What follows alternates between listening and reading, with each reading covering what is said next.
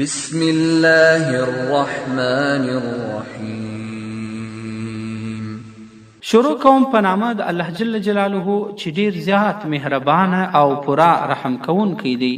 واللیل اذا یغشا والنهار اذا تجلى وما خلق الذكر والانثى. قسم دی په شپه هغه وخت چې پټ کړي یعنی تاریک سي، او قسم دی په ورځ باندې هغه وخت چې روښانه سي، او قسم په هغه ذات چې پیدا یې کړل نارینه او ښځه. ان سعيكم لشتى فاما من اعطى واتقى وصدق بالحسنى فسنيسره لليسرى. بشک کوشش یعنی عملونه ستاسو مختلف دي. هغه چا چې ورکړي مال د الله جل جلاله په لاره کښې او پرهیزګاري یې وکړل او تصدیق یې وکړي د ښه خبرې، ژر دی چې تیار به یې کړو د پاره د اسانې لارې، یعنی ډېر ژر به روان کودی پر اسانه لار. وأما من بخل واستغنى وكذب بالحسنى فسنيسره للعسرى وما يغني عنه ماله إذا تردى.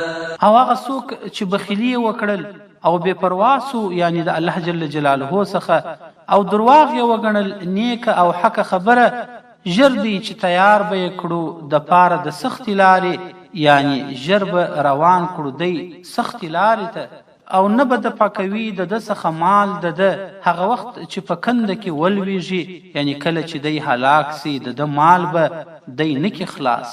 إن علينا للهدى وإن لنا للآخرة والأولى فأنذرتكم نارا تلظى لا يصلاها إلا الأشقى الذي كذب وتولى.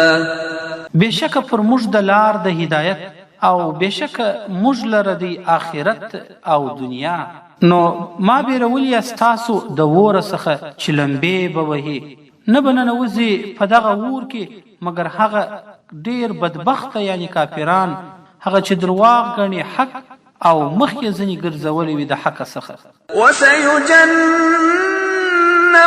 الأتقى الذي يؤتي ماله يتزكى وما لأحد عنده من نعمة تجزى إلا ابتغاء وجه ربه الأعلى ولسوف يرضى.